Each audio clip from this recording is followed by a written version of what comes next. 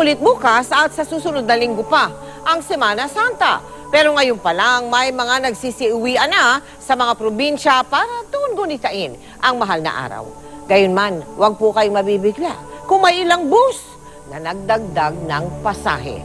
Nakatutok si Cesar Apolinario.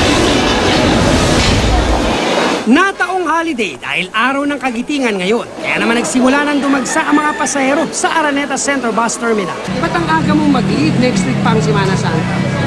Bakasyon muna, pamilya muna. So itutuloy mo na yung bakasyon ng mahaba-haba. Higit sa 50 pesos pataas ang dagdag pasahe sa mga bus, aircon man o ordinary. Kumpara nitong mga nakaraang araw. Pero tila di naman ito iniinda ng mga gustong magbakasyon. Ganito raw talaga ang kalakaran, lalo na pag ganitong panahon ng bakasyon. Pag peak season, bumabalik sila sa natural talaga na pamasahe. Walang discount. Pero pag hindi peak season, yun may discount. So okay lang mo ngayon yun? Oo, kasi ito naman talaga ang pamasahe namin. 450 dati. Magkano na ngayon yung binayad niyo? 500. 500. So nadagdagan ng 50 pala. Okay lang, peak season kasi. Oo, nakangiti kayo eh. Okay lang magdagdag ng 50. Basta makauwi. Sabi mismo ng mga trabahador ng bus company, may pagtataas sa ilang biyahe tulad ng Maynila papuntang Bicol na ang pamasahe ngayon sa di-aircon o ordinary bus ay aabot ng 400 pesos. Na kung ordinaryong araw ay wala pang 350 pesos. Pero may paliwanag sila rito. May violation pa nga yan kung tutusin na underpricing Nalugi ang kumpanya. Nalugi. Ngayon sa ganitong panahon, nag-ano rin naman yung operator na tumaas ng konting pamasahe para makabawi naman sa mahabang panahon ng taghina.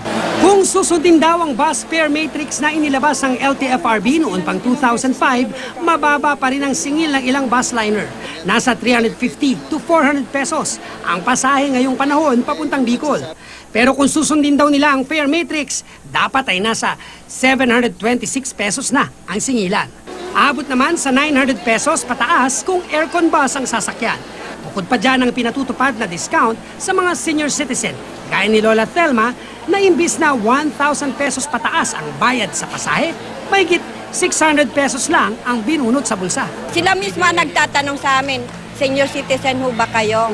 Ganun po sila. Mas papakita lang ng ID. Ipapakita namin yung ID namin. Okay. Tapos binibigyan na kami ng discount. Sabi naman ni LTFRB Chairman Winston Guinness, bawal ang pagtataas ng pasahe nang walang pahintulot ng ahensya. Dapat daw na ayon sa aprobadong tariff rates ang singil ng bus companies. Maaari daw isumbong sa LTFRB hotline ang sino mang lalabag. Cesar Apolinario, Nakatutok, 24 Oras.